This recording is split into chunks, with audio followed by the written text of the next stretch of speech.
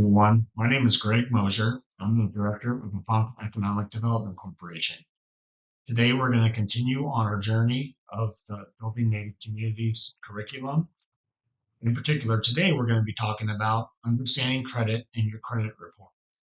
Let's get started. So, in today's session, we'll discuss the purpose of credit, the types of credit, the importance of credit history, how to read and analyze your credit report, steps you can take to dispute your credit report, steps to build, maintain, and rebuild credit history, and lastly, how to understand your FICO score. For generations, Native communities migrated through the year to be near natural resources that supported the community they lived in. This was known as a subsistence economy, where the community was able to provide for its own needs. History has forced Native communities to transition from people who can provide for their own needs, which is the subsistence economy, to a situation where the majority of goods and services must be purchased from others. This is known as a market economy. The raw materials used to make most of the things they consume no longer comes from places that are within walking distance. This means natives need financial resources to purchase the goods that they use. We're going to start by talking about the purpose of credit. So, what is credit? Basically, credit is when you borrow funds with the intent to repay them. Anytime a bank, a family member, or a business lends you money and you agree to pay back later, this is known as credit.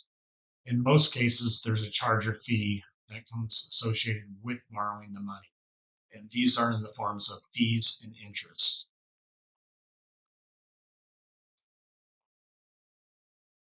So, why is credit important? Well, for starters, your ancestors were constantly evaluating the consequences of their actions. They weighed the costs and benefits of their decisions before they took action. Similarly, credit has both costs and benefits. The costs include interest payments and fees. The benefits include leveraging credit as a tool to make purchases. Before you use credit, always determine if the benefits are greater than the costs. So once again, why is credit important? Well, in a present market economy, credit helps the community to develop. It's one of the best ways for the community to grow without having to accumulate savings in advance. Credit is used for much things such as starting a business, building homes, buying cars, and conducting daily business.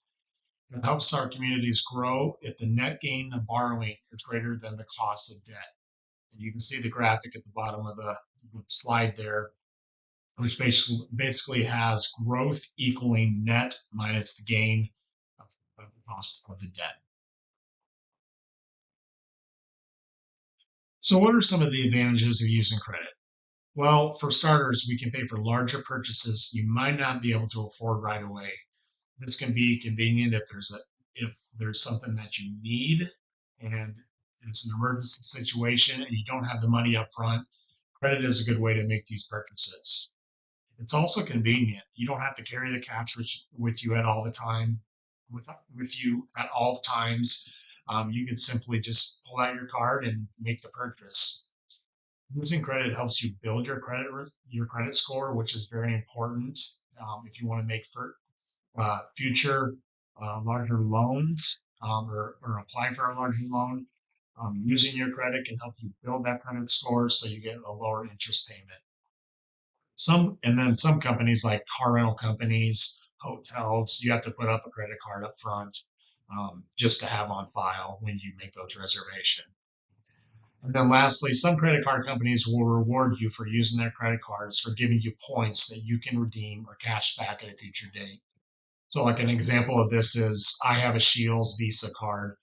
Every time I make a purchase at Shields, I'm getting points on my card that I can redeem in the form of gift cards that they'll give me after I accumulate so many points. So what I do is I just save those gift cards and then we'll go into Shields at a future date and use them for whatever I want to purchase. So what are some of the disadvantages of using credit? Um, so for starters, credit can be expensive if you're paying high interest rates. Some credit cards can get up into the 20s and even 30% on interest rates. So you got to be very careful when you're using credit, you have to realize that you'll be paying back interest the longer that you carry that balance. Some types of credit, like credit cards, can lead to impulse buying.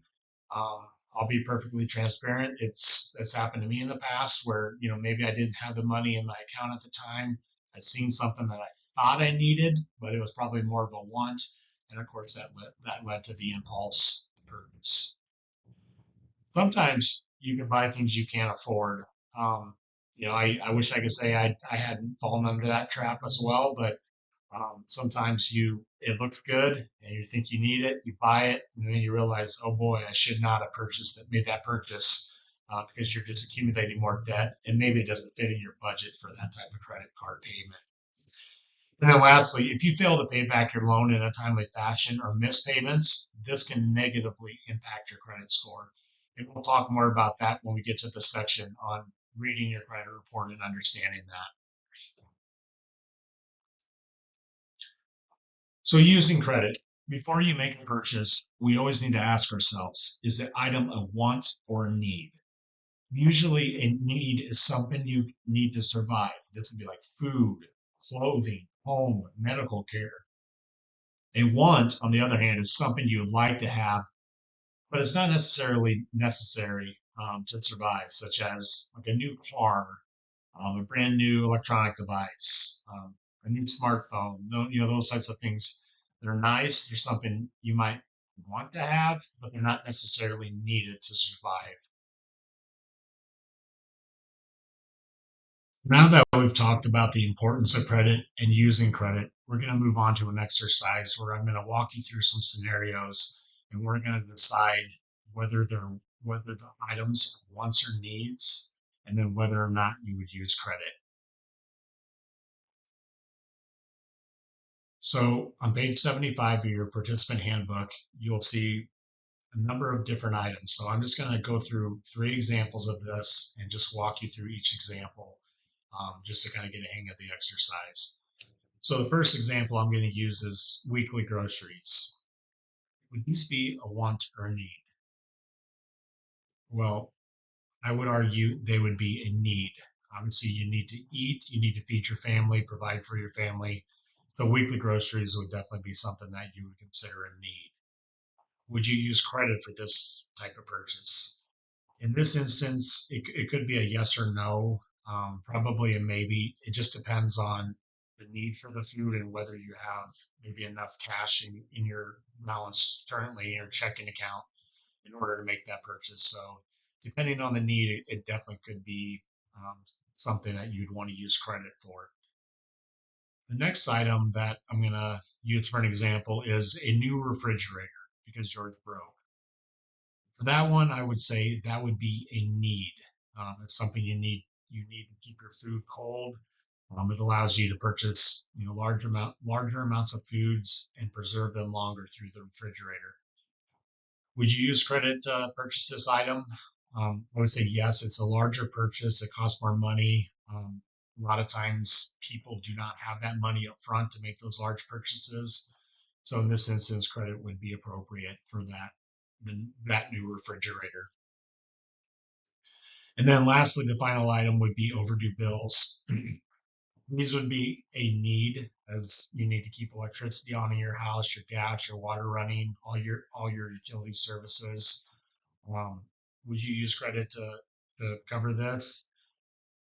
Probably not. Depending on the need and what you currently have in your cash balance. But the problem with using credit in this scenario is you're not only owing the utility company, um, additional fee because you're late, you're also accumulating interest rates on your credit card if you use that purchase. So it's kind of a double whammy. So it probably wouldn't be ideal to use credit in that scenario.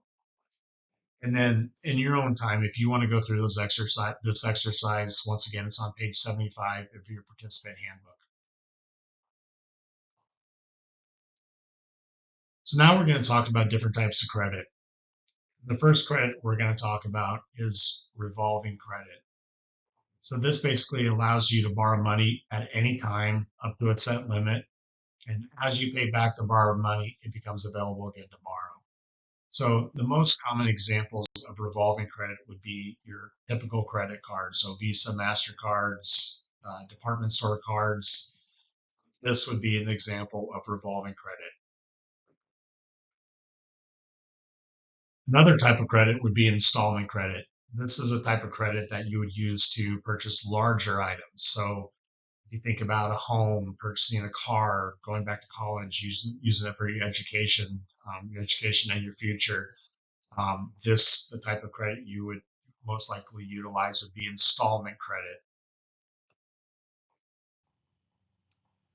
Another type of credit is service credit. This is when some business and utility companies offer this credit, and it allows you to pay for a used service at a later date. If you pay the complete sum within a specific period of time, this is usually between 30 and 60 days, you do not have to pay fees or interest.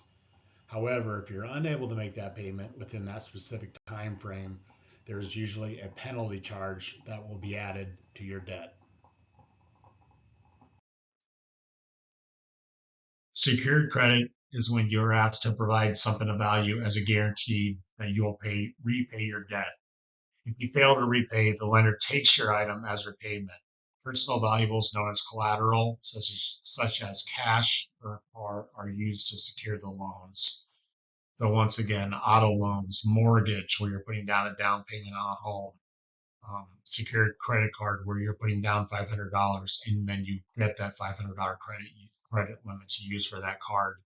And then lastly, like a home equity loan would be secured by the equity in your home.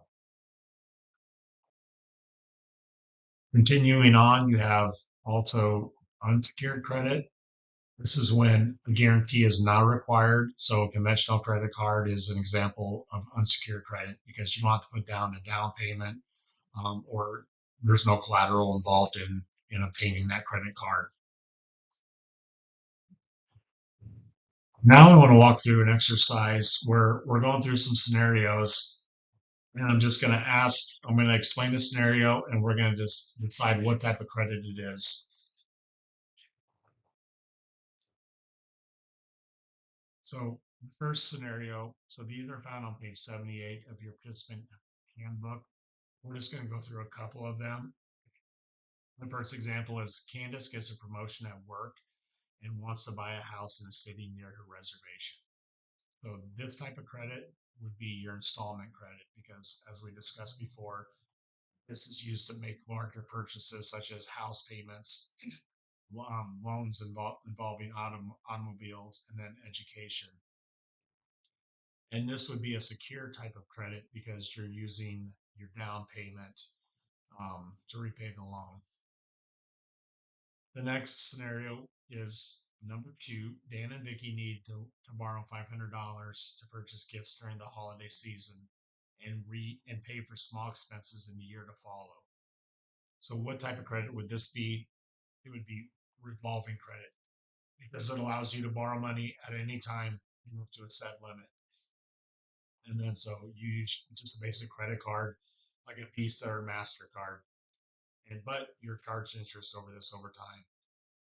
And then where can Dan and Vicky obtain this type of credit? Really any bank, credit unions, or stores or vendors that do credit cards as well.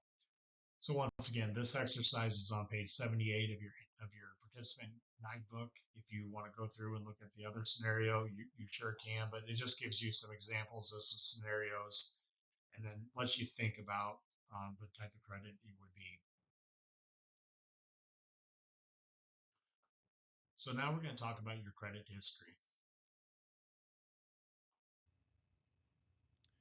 So, credit history is a record of how you've managed money, loans, and credit over time.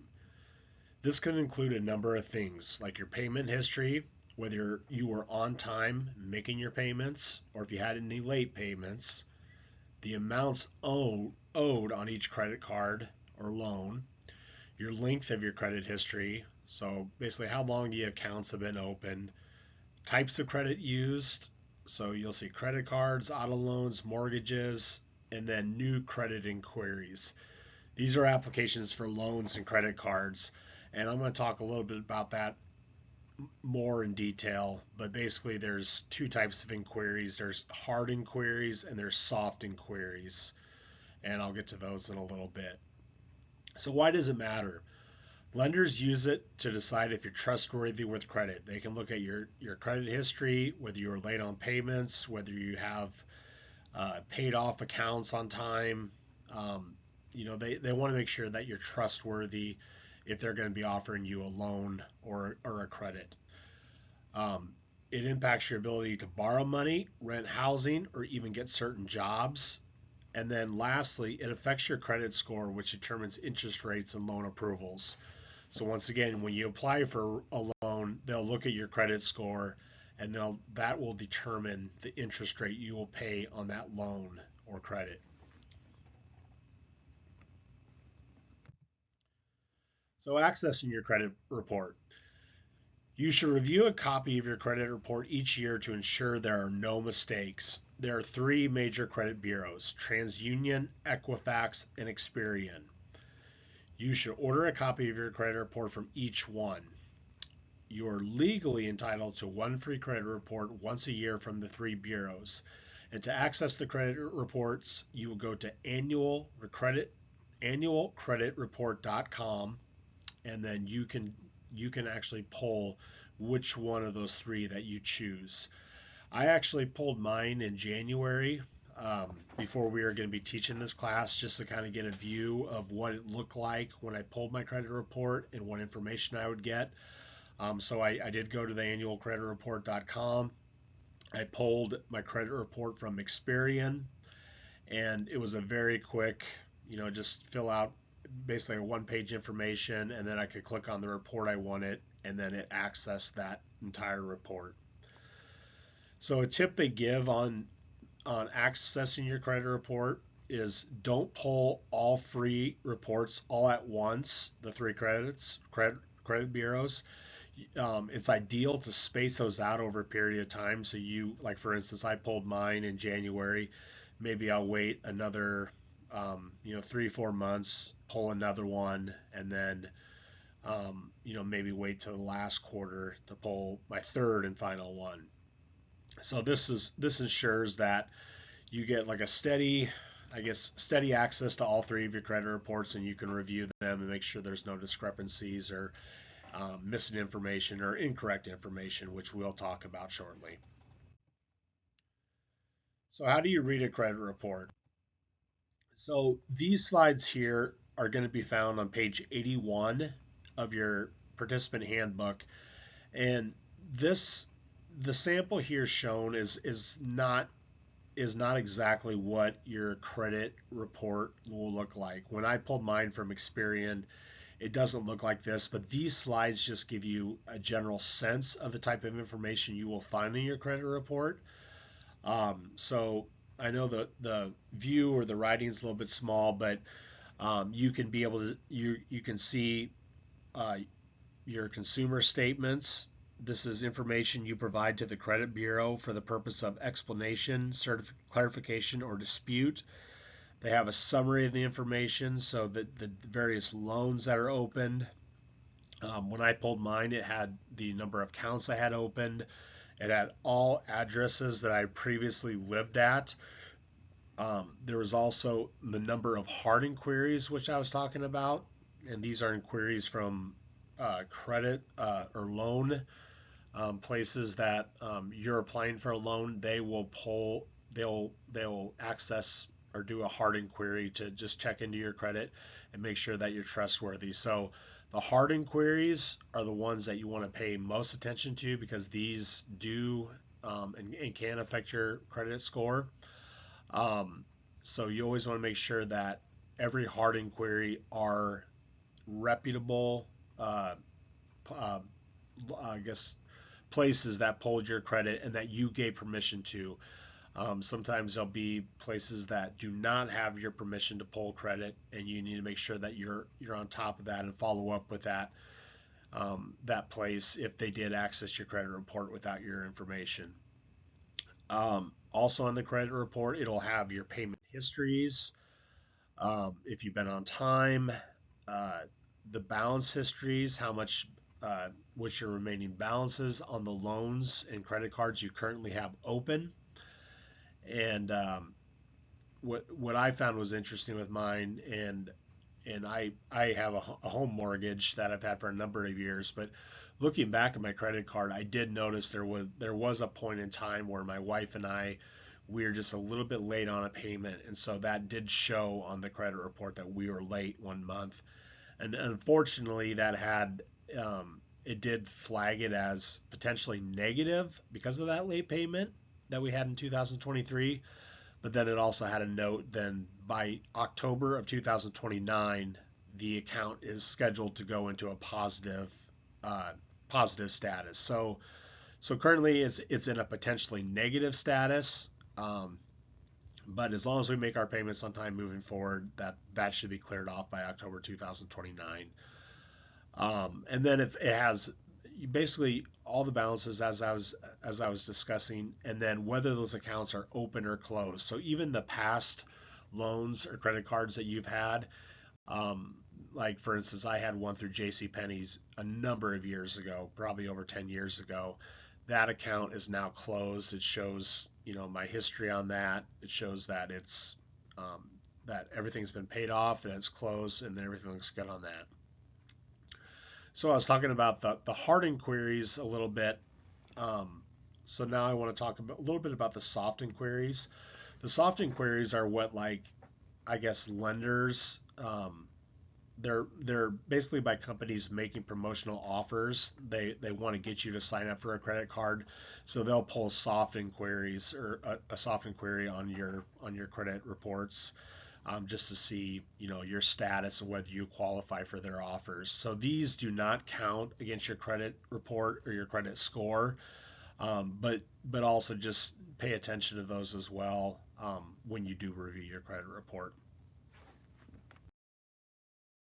So after reviewing your credit report, if you do find any errors, you can dispute your credit report. All the directions for how to dispute your report will be provided within your report. They'll have a number who to contact and the information might you need to dispute your report. You want to identify the errors and gather supporting documents. So, for instance, statements, letters, payment confirmations, and identity theft reports. If an error is discovered, the law entitles you to a response in 30 days. And then lastly, until the issue is resolved, have the credit bureau include a statement of explanation on your credit report. If you're correct, the credit bureau will remove the incorrect item and you will get an updated report. If the dispute is not resolved, you can do a few things. You can add a statement of dispute to your report. You can redispute with additional evidence or documentation.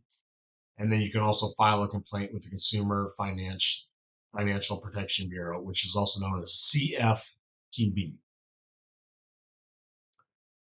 So what are some common credit report errors? Well, for starters, one is duplicate information. Sometimes accounts will appear more than once on your credit report. If this happens, take the proper steps to correct the error and let the, the credit report bureau know about it. Uninvited inquiries. Everyone that has looked at your credit report over the past 2 years is listed in the inquiry section. A lender will look at the number of inquiries that were made for the purpose of acquiring additional credit. If you have too many inquiries for this purpose, this can work against you. And when you apply for a loan, you want to make sure that you don't have a number of inquiries, like too many inquiries, because that can look bad to someone that's going to provide you with a loan. Knowledge of the credit process combined with sound spending practices can help you avoid this pitfall. If someone has looked at your report without your permission, take the proper steps to correct the problem. And then lastly, items that should no longer be listed. So items will stay on your credit report for a specific period of time. Inquiries, so when people inquire about your credit, they stay on your credit report for 2 years. Delinquencies, garnishments, repossessions, court orders, evictions, unpaid child support, they stay on your credit report for 7 years. And then lastly, like bankruptcy, that will stay on your credit report for 10 years. So you want to make sure that those items don't stay on the report longer than necessary.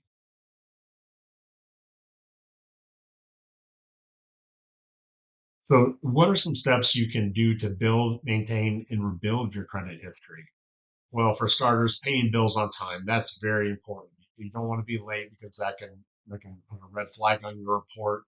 And when lenders are looking at your credit report, if they see those red flags and notice that you've been late on paying bills, they're going to be unlikely to offer credit, or the conditions of the credit are going to be unfavorable in your conditions. You want to contact lenders immediately if you expect to have a payment problem. Sometimes you can work out a deal with the lender and avoid that being negatively reflected on your report. You also want to borrow no more than you can comfortably pay back. So make sure that you know when you apply for a loan, or any line of credit, make sure that you're able to make those monthly payments, and it's not something that's going to be a burden to your spending plan. You want to steer clear of consumer finance companies. These are payday lenders. They offer loans that upfront they look good. They're easy to obtain. However, they have very, very large interest rates, and this can make it very difficult to pay these loans back, especially if you miss a payment or are late on a payment. And then lastly, you want to read and understand loan terms and agreements before you sign. Making sure there's no red flags in terms or the agreement. And then once again, making sure that this is something that you can pay back, and long term is favorable and doable for your current spending plan. Some more steps to build, maintain, and rebuild your credit history. You want to be cautious about co-signing or guaranteeing loan for others. A lot of times, individual will co-sign for maybe a family member, a son or a daughter, or maybe even a sibling. You know, we all have the best interest of our loved ones at the forefront of our minds. However, if that individual, if you co-sign in and they are late on paying back their loan, or missing payments altogether, that's going to have a negative impact on your credit history.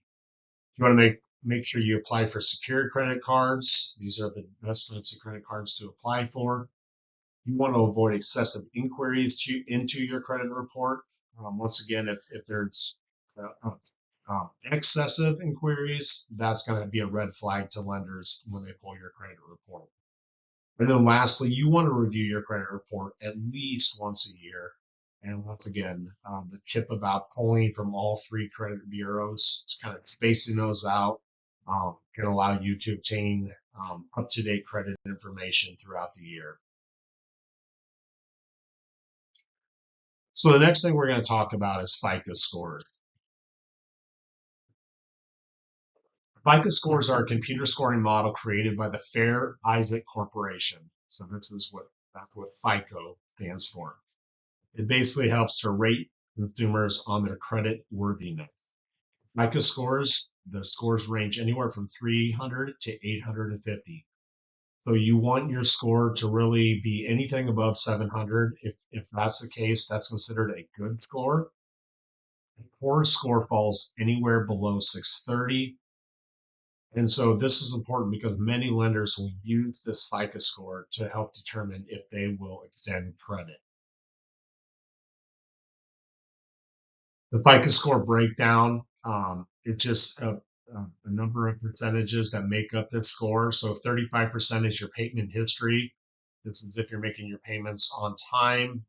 This is the biggest factor in determining your score. So once again, making your payments on time, not being late, that's extremely important in determining if you're going to have a good FICO score. 30% of the score makes up your current debt, so how much debt you currently carry. 15% is the length of history, how long you've been borrowing. That's important in a lender extending credit to you. If they've seen that you're reliable, if you have good history of maintaining and paying off credit, that's going to make up a percentage of that score. 10% is types of credit. So whether you have revolving or installment credit, whether you have an auto loan, a mortgage, those things matter as well. That shows your reliability, your ability to maintain and carry those types of credit. And then 10% is the applications. How recently and often you apply for credit is another consideration, and that makes up the last percentage of your FICO score. So what are some tips for maintaining or improving your FICO score? Well, for starters, going back to the number one rule of thumb, you want to pay your bills on time. This is very important. That alone makes up the biggest percentage of your FICO score. You don't want to max out credit cards. So when you do have a credit card, you want to ensure your balance, your outstanding balance, is never more than 30% of your credit limit.